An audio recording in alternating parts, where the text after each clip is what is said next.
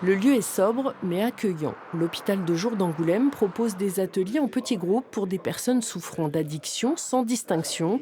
Ce jour-là, la musique constituait un moyen de plonger en soi-même et de réfléchir aux sensations.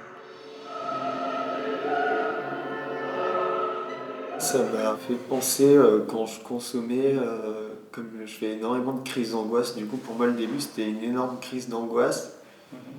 Et après il y a eu comme une montée du produit après une prise, et là tout devient beau. L'idée des ateliers, d'une manière générale, c'est de se servir de ce qu'on appelle un médiateur. Donc là, en l'occurrence, c'est une écoute musicale pour pouvoir provoquer un petit peu l'émergence du contenu émotionnel et du ressenti de chacun. Après 1h30 d'écoute et d'échange avec d'autres patients dont les problématiques ont de nombreux points communs, les participants ont l'impression d'avoir avancé dans leur démarche. Ça apaise vraiment par rapport à l'addiction. Pourquoi on est venu, ça permet vraiment d'en parler, d'évacuer et aussi de comprendre pourquoi on en est arrivé là, quoi. Brian, addict au chemsex, prenait des drogues pour décupler son plaisir, jusqu'au moment où cette consommation est devenue un besoin destructeur. Il est en rémission depuis 1 an et demi, mais le chemin s'est révélé semé d'embûches. Les rechutes sont compliquées à vivre parce que perte de confiance en soi, c'était compliqué.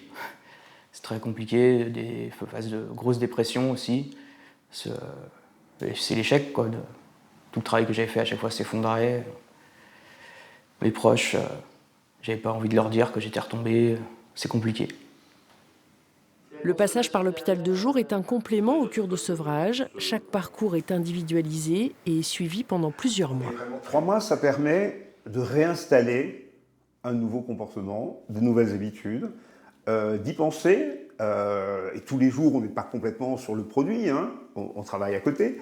On travaille aussi sur les compétences que le sujet peut avoir, de regarder là où il en est. Les équipes médicales travaillent aussi avec les associations qui proposent des aides en lien avec l'alcool, la drogue ou tout autre comportement addictif.